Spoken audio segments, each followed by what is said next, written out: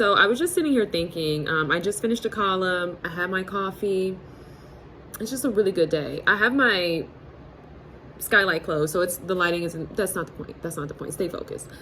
I was just sitting here thinking, at what point do critics start to apply some level of ethics? And you know why I feel like critics are not applying any ethics in terms of like their critical analysis and so forth, and who they seek to critique? One is because of the lack of media literacy, and not just in terms of, sourcing and, finding accuracy and, within the facts and the things that are online. I mean, the information that's presented online, but more so because we live in a time where we have literally normalized self-promotion and self-proclamation.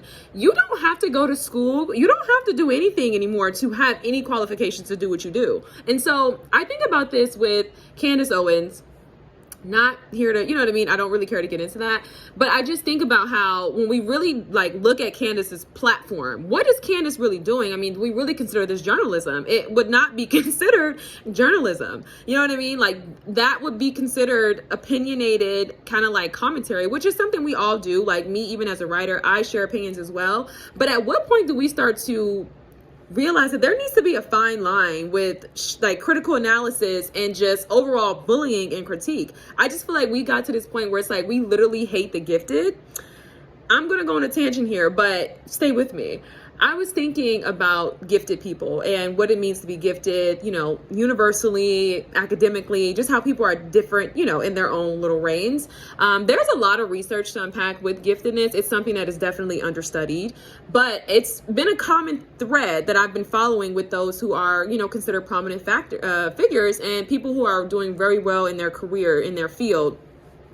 So I was just thinking about, what America does to the gifted individual and just how now we're in a society where it's like the groupthink is so tight knit that those who are gifted are literally exiled from communities and exiled from platforms and all these different things. And it's like, at what point do we start to realize that we are literally regressing because people are not going to be able to self-actualize? Like, you're not going to be able to be the top in your field without this scrutiny. Like, I just think that we're at this point where I'm saying this because I think it's alarming. I'm saying this because I just think we're getting to a point where it's just kind of like, we are literally, I think we're making our lives a lot more miserable because we're no longer going to have entertainers. We're no longer going to have good writing. We're no longer going to have the entertainment in the sense of the things that we enjoy, the sense of pleasure that we get from enjoying, a piece of artwork from a different artist and so forth, because we're at this point now where we are literally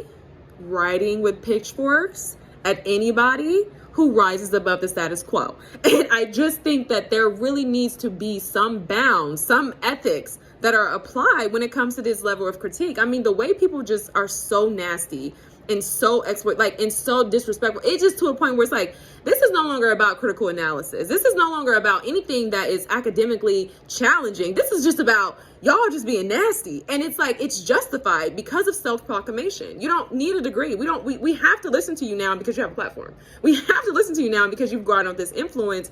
Whereas in the past, you can garner influence from being someone who's actually done things in the real world, right? You're vetted. People have opened doors for you. Like, you deserve your blessings. Today, you can be a one man or one woman show and literally exploit others. And a lot of people are going to gravitate towards that because, well, first of all, being someone who's self-actualized, a lot of times it is lonely. You are typically isolated. But outside of that, it's like there are a lot of people who don't reach that level. And for various factors, I mean, for various, there's a lot of things that go into play with that, right? Like we know, Malcolm Gladwell's 10,000 hours, you know what I mean? We know a lot of times it's a lot of practice. It starts very early, you know what I mean? So it's like, there's a lot that goes into it, but I just think that people are starting to see how we have literally come up with slogans such as eat the rich. And I think a lot of people are forfeiting their promises. They're forfeiting their gifts to society because it's like, WT, you know what I mean? Like, what are we doing here? Like, this is crazy.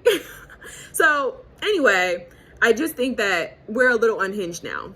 And I think that this is really bad.